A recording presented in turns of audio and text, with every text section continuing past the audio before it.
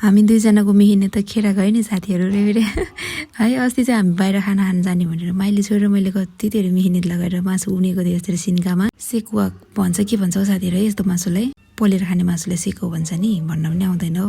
निकाल्नलाई चाहिँ कति सजिलो, फेरि सट्टै एकैछिनमा निकालिहाल्छ है। उन्नलाई चाहिँ फेरि कति धेरै टाइम लाग्ने। मासु चाहिँ उटको मासु रे कि साथीहरू, हुन त कतिजनालाई घिन लाग्छ होला है। मैले चाहिँ जे पनि खाइदिन्छु रे फेरि मलाई चाहिँ केही पनि घिन लाग्दैन। यहाँको मासुहरू सबै खान्छु मैले चाहिँ। मासु र बोसो बराबरी होला है, तर बोसो नै अलिक बढी होला। सिन्का चाहिँ फेरि कस्तो फाल्नै माया लागेर है, एकचोटि प्रयोगमा ल्याइसकेपछि फेरि प्रयोग गर्न त नमिल्ने होला।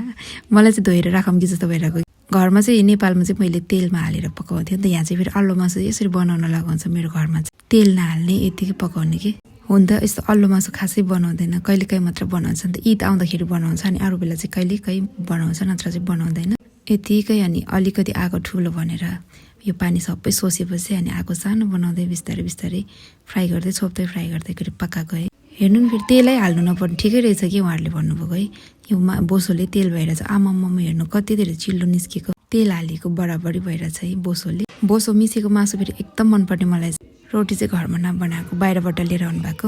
के भन्छ हौ साथीहरू, यो रोटीलाई पराठा भन्छ नि, उहाँहरूले चाहिँ बराटे भन्नुहुन्छ है, खोबुज बराटे भन्नुहुन्छ कि। मासु चाहिँ रेडी भयो साथीहरू, परपर भुटेको मिठो भएको थियो है साथीहरू।